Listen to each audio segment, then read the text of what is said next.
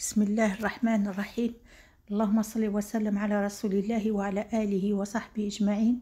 السلام عليكم ورحمة الله وبركاته. اللهم علمنا ما ينفعنا وانفعنا بما علمتنا وزدنا علما. Donc aujourd'hui j'aimerais que l'on parle des 10 premiers jours de Dhul Hijjah, Inch'Allah.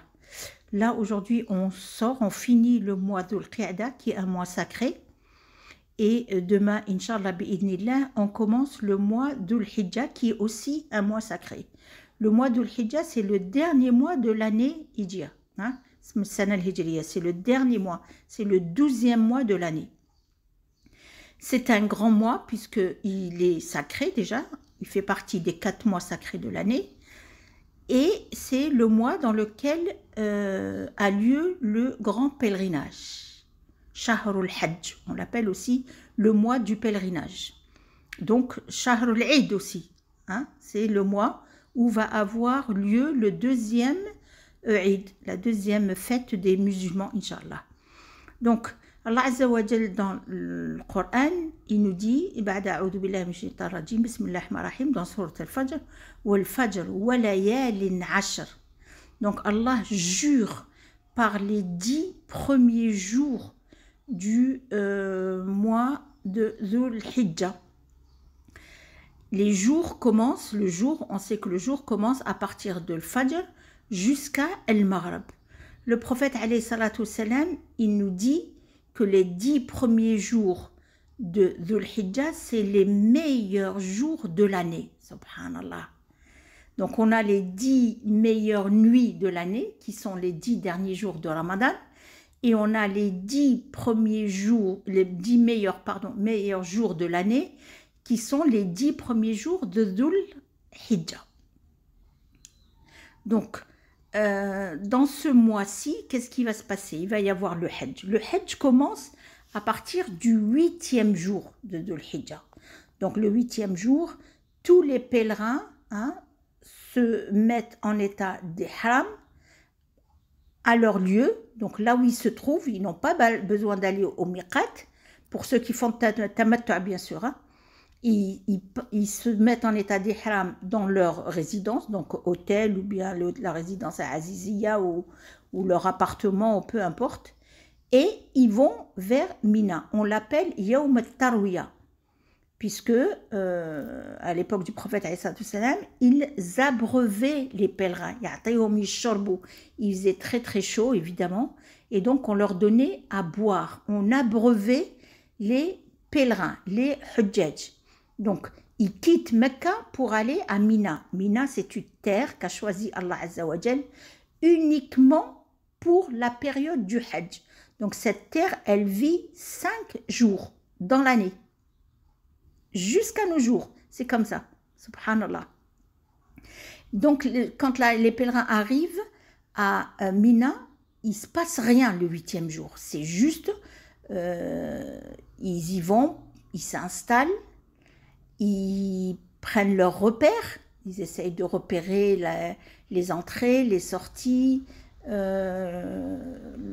les toilettes pour leurs ablutions, les douches, les lieux de restauration, puisque maintenant ça a beaucoup changé, hein, c'est plus comme avant où on venait avec des cartons. Maintenant ça y est, on va chercher son plateau à Mina. Donc les lieux où on va, c'est un jour de repérage, on va dire, et de repos. Nos pèlerins ne savent pas trop se reposer, mais c'est un jour de repos, hein. Il ne se passe rien. La seule chose qu'il faut savoir, c'est que quand on est à Mina, sur toute la période de Mina, la prière se fait à l'heure et raccourcie. Ça veut dire que je fais Dhuhr à l'heure de Dhuhr, mais je fais 2 rak'at, 2 unités. L'Asr à l'heure de l'Asr avec 2 unités, le Maghrib à l'heure de l'Maghrib avec 3 unités, l'Isha à l'heure de l'Isha avec 2 unités, et Salat Sobh avec 2 unités. Donc toutes les prières de 4 passent à 2. C'est tout. À Mina, c'est tout. C'est ce qu'il faut noter, c'est que les prières, elles ne sont pas regroupées, attention, mais elles sont raccourci. Les pèlerins passent la nuit, certains n'y vont pas le 8e jour, hein, ils y vont le 9e jour directement à Arafat. Arafat, c'est le meilleur jour, c'est le jour du Hajj. Tous les pèlerins sont obligés de poser pied à Arafat, sinon leur pèlerinage est annulé, il n'est pas valable. Il n'est pas valable. Et on voit en fin de journée beaucoup d'ambulances arriver avec des pèlerins hospitalisés qui ont été malades, qui ont eu des difficultés, pour poser pied et retourner à l'hôpital. Ils sont obligés, on ne peut pas ne pas les ramener. Donc, Arafat, c'est le 9e jour de Dhul Hijjah. C'est Yawm al-Hajj. C'est Yawm al-Hajj. C'est le jour du pèlerinage. Donc, les pèlerins, soit ils y vont le matin parce qu'ils étaient à Mina, ils y vont directement le matin ou dans la matinée, parce qu'il y a du monde, hein. Tout le monde ne peut pas arriver après Salat Sobh. Ils arrivent au fur et à mesure. Et certains arrivent directement de Mecca à Arafat, il n'y a pas de souci. Arafat, c'est une terre qu'a choisi aussi Allah Azza wa Jal, et on parle d'un mont, mais le mont, il n'a rien à voir. C'est-à-dire que c'est juste un mont qu'on retrouve là-bas, mais il est pas, les pèlerins ne sont pas censés monter sur Jabal al-Rahma. On appelle Jabal al-Rahma. Aujourd'hui, on dit Arafat. On ne doit pas monter. Le prophète alayhi salam n'est jamais monté dessus. Il a fait son dernier prêche au pied du mont, en bas. Donc, c'est très grand. Chaque continent a son espace et on s'installe. Voilà, on s'y installe. La journée de Arafat pour les pèlerins, elle commence à partir de Dhuhr. Hein, la matinée, on s'installe, on se repère, on voit ce qu'il y a. Il n'y a pas grand-chose, mais on essaye de se repérer. Il fait chaud, il faut faire attention, il faut boire, il faut porter des casquettes, des chapeaux. Il faut se faire attention. Le pèlerin est en état d'ihram, donc attention aux crèmes qui sont inutiles, les parfums. On est en état d'ihram. Hein. On est en état d'ihram. La prière de Dhuhr se fait avec la prière de Asr. Jam', on les regroupe, ou Qasr, on les raccourcit. C'est-à-dire qu'on fait la prière de Dhuhr avec un appel de Dhuhr, avec Adhan, Salat Dhuhr. Il y a le deuxième Adhan tout de suite derrière, et on fait Al-Asr, et il y a le Khutbat Arafat. Donc ça, c'est les groupes qui organisent sur place, et on prie, on assiste à la khutbah. Une fois qu'on a fini, normalement on nous donne à manger, on mange, et après, chacun doit se trouver un endroit où il peut méditer, où il peut se concentrer, où il peut se connecter. Les pèlerins partent pour ce jour-là.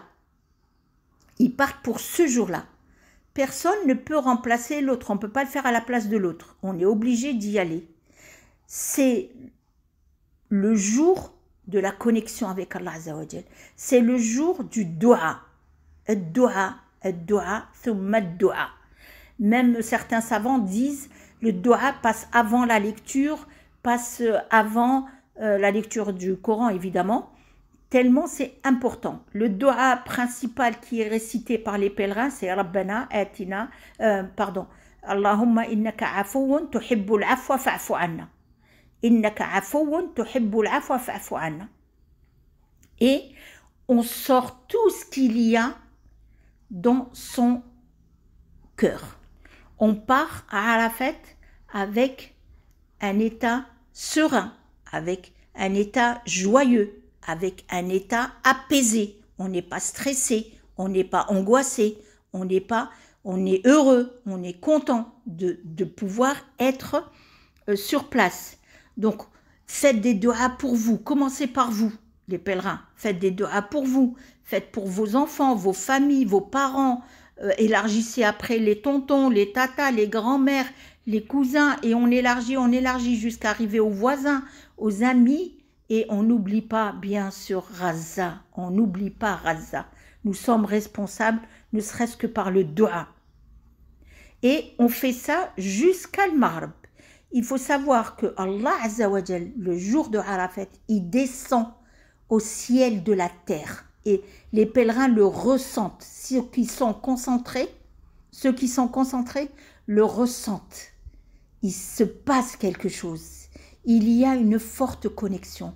On peut pleurer, on peut avoir des frissons.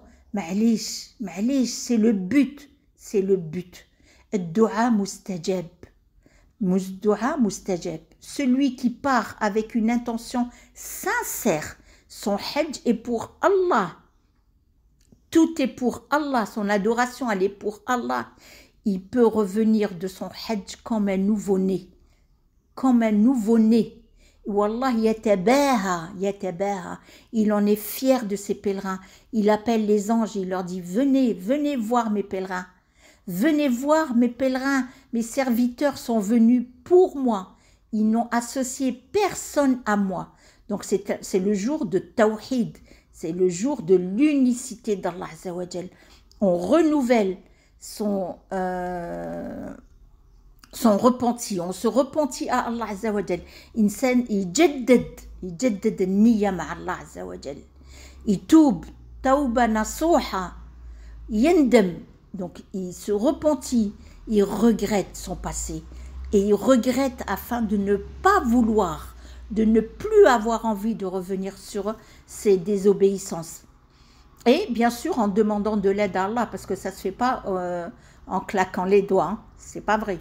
Ça demande beaucoup d'efforts, ça demande du travail sur soi, ça demande énormément. C'est pour ça que le Hajj se prépare au moins 1 an avant. Donc, le 9e jour, c'est nafsi. Alors, s'il vous plaît, les pèlerins, ne restez pas groupés, ne racontez pas votre vie, ne mangez pas beaucoup ce jour-là, parce que sinon vous allez finir par faire que des siestes et ronfler. Essayez de rester concentrés, prenez de l'eau avec vous, sortez des tentes, essayez de trouver des endroits où il y a de l'ombre, où vous pouvez vous concentrer, où vous pouvez vous sentir quelque chose.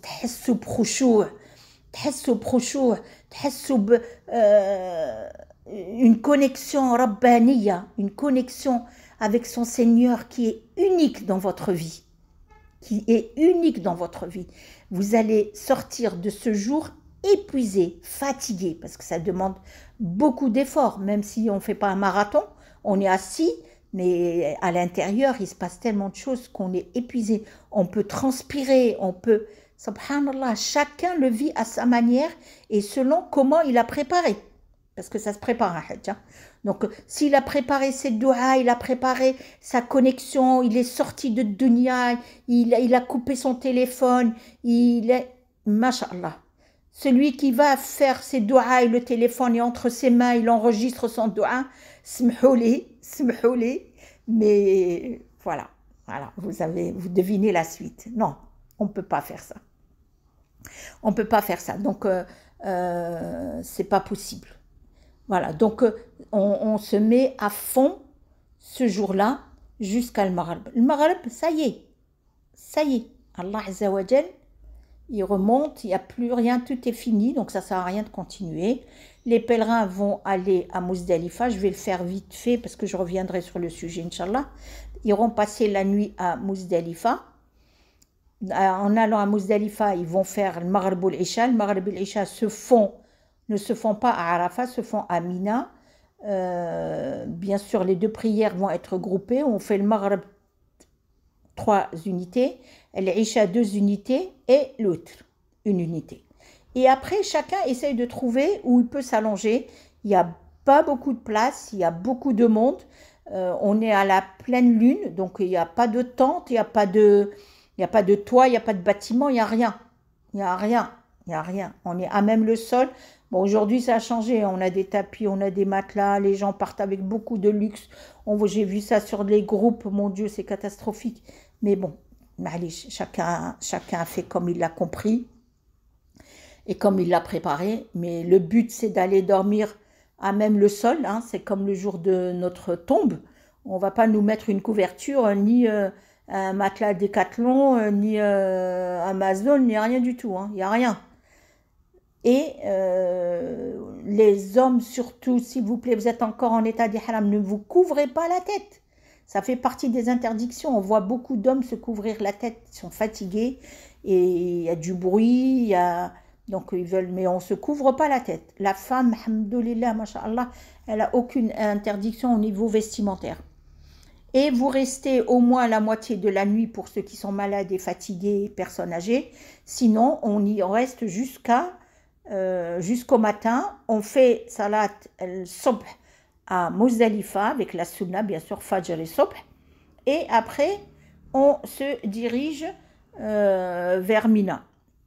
Alors, certains vont aller vers Mina, d'autres, on est dans le 10e jour. Le matin, on est 10e jour. 10e jour, c'est Yawm al-Nahr, Yawm al-Eid. Donc, ce jour-là, c'est le jour le plus complet. C'est-à-dire, c'est le jour où les pèlerins ont le plus de choses à faire. Ils doivent lapider la grande stèle, ils doivent faire tawaf ifada, égorger le mouton, bon c'est pas eux qui le font, et sortir de l'état de sacralisation, donc se couper les cheveux. C'est la journée la plus difficile et la plus pleine. Et une fois qu'on a fini, tous les pèlerins normalement doivent être à l'heure de l'Maghrib maximum à Mina, passer toute la nuit ou bien la moitié de la nuit et après on rentre dans Ayyam Tashriq le 11, le 12, le 13. Ayyam Tashriq, donc on n'est plus en état d'ihram puisqu'on est sorti de la sacralisation, soit la grande, soit la petite. On reste à Mina et on va lapider le 11e jour et le 12e jour et le 13e jour 3 stèles chaque jour, la petite, la moyenne et la grande. On lapide avec 7 pierres pour la petite, 7 pour la moyenne, 7 pour la grande. Donc 3 x 7, 21.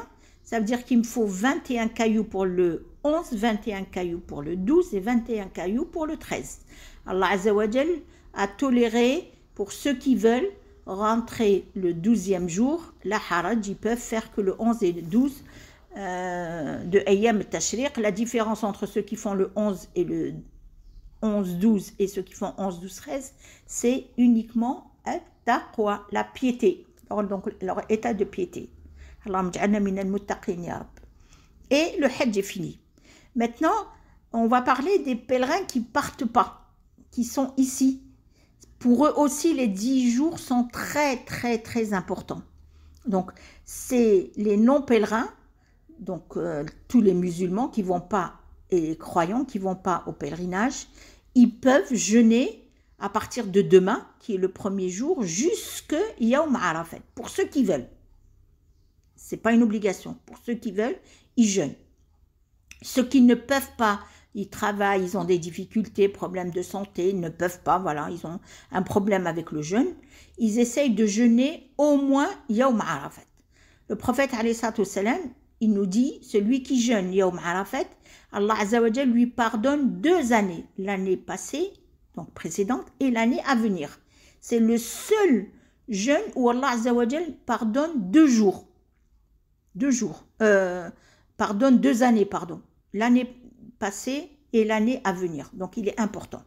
Cette année, exceptionnellement, Arafat va tomber un vendredi. Donc ceux qui ne peuvent pas jeûner du 1er au 9, ne jeûnez pas le 9 tout seul. Parce qu'on ne peut pas jeûner le vendredi tout seul. Essayez de jeûner le jeudi. Le jeudi, c'est une sunna de le jeûner. Donc, ça vous permet de jeûner jeudi et vendredi pour éviter de jeûner le vendredi tout seul. Donc, Inch'Allah, ceux qui ne peuvent pas jeûner les 9 jours, ils essayent de jeûner au moins les 2 jours, le 8 et le 9. Yawm Tarwiya wa Yawm Arafat. Ces 9 jours, nous aussi, donc ceux qui ne partent pas, hein, je dis nous, mais en général, on peut se mettre en état de sacralisation. C'est-à-dire que je vais essayer, dans ces jours-là, à partir de demain, de sortir de dunya, de me consacrer dans l'ibada, de me lever pour qiyam al-layl, de passer ma journée à faire du dhikr. Les meilleurs des dhikrs, c'est Subhanallah, walhamdulillah, wa la ilaha illallah, wallahu akbar, wa la hawla, wa la quwwata illa billah. Passez votre journée, mettez un post-it, prenez un tasbih, prenez un repère pour passer votre temps dans le tasbih et dans salat ala rasulillahi sallallahu alayhi wa sallam. Faites des du'as, takbir, takbir ou tahlil toute la journée, toute la journée. Vous changez de position, Allahu Akbar, faites takbir. Vous étiez debout, vous passez à la position assise, faites takbir. Vous êtes assise, vous passez à la position debout, faites takbir. Vous êtes à l'intérieur, vous sortez de chez vous, d'un bureau, je ne sais pas, faites takbir. Vous êtes à l'extérieur, vous rentrez, faites takbir. À chaque fois que vous changez de position, pour vous, il faut que ce soit un déclic. Ceux qui ont pu prendre des journées de congés, l'RTT, des vacances, c'est pour Allah Azza wa Jal. Subhanallah, il y a des grandes récompenses dans ces jours-là. C'est des jours qui coûtent très cher. Les femmes, s'il vous plaît, ne passez pas votre temps à préparer des gâteaux, à aller acheter des vêtements de Eid. C'est pas le moment. Il fallait les faire avant, mais c'est pas le moment. Là, c'est des moments de dhikr, de ibada, de tawhid, de Coran, de tasbih, de siyam, de qiyam. Il faut éviter de perdre le temps au téléphone. Éteignons ces téléphones-là. On peut passer des messages de temps en temps, mais ne pas rester connecté à parler de l'un et l'autre. Éteignons la télé, ceux qui ont, voilà, qui sont dans les feuilletons, même les infos, même. On n'oublie pas dans ces 9 jours, Raza a besoin de nous. Elle a besoin de nous. Allah va nous juger, nous en sommes responsables. Nous en sommes responsables. Donc Allah Azza wa Jal nous rend responsables dans Sourate al-Hujurat et autres. Nous sommes des frères et nous sommes des sœurs.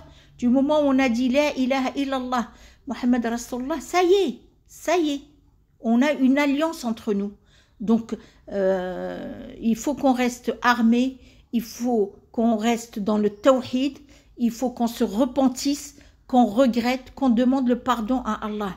Même ceux qui ne sont pas à la Mecque, demandons le pardon, essayons de nous purifier, essayons de nous reconnecter à Allah Azza wa Jal, de sortir de la désobéissance et que ces 9 jours soient une hijra vers Allah ou vers Rasulallah sallallahu alayhi wa sallam. Quand je dis hijra, c'est-à-dire que je sors d'une désobéissance pour aller vers une obéissance. Je ne faisais pas le fajr à l'heure, je vais faire le fajr. Je ne faisais pas dhikr, je vais faire dhikr.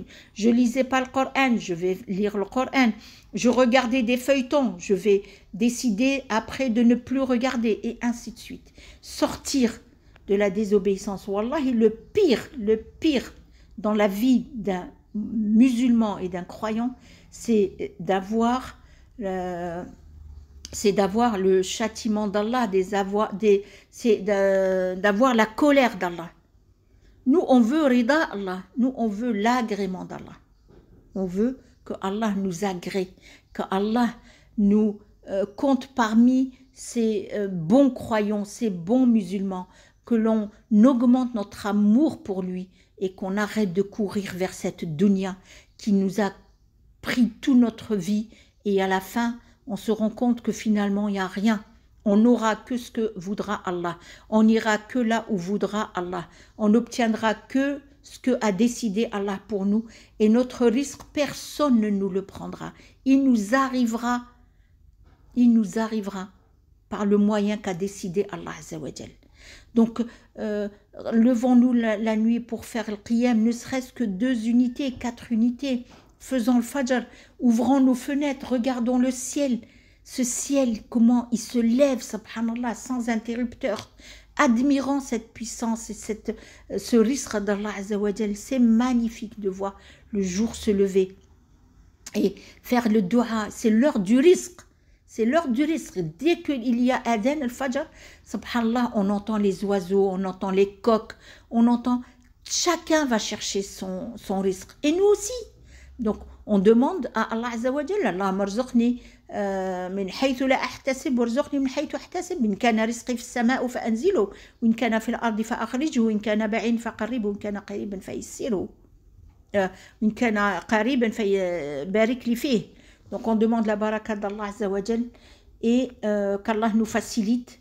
Et Inch'Allah, on va passer ces 10 jours, hein, tels que les sites Allah Azza wa Jal dans le Coran, il a juré par ces 10 jours. Donc Inch'Allah, on va être à la hauteur pour les vivre comme veut Allah Azza wa Jal et comme nous a enseigné notre prophète Mohammed sallallahu alayhi wa sallam.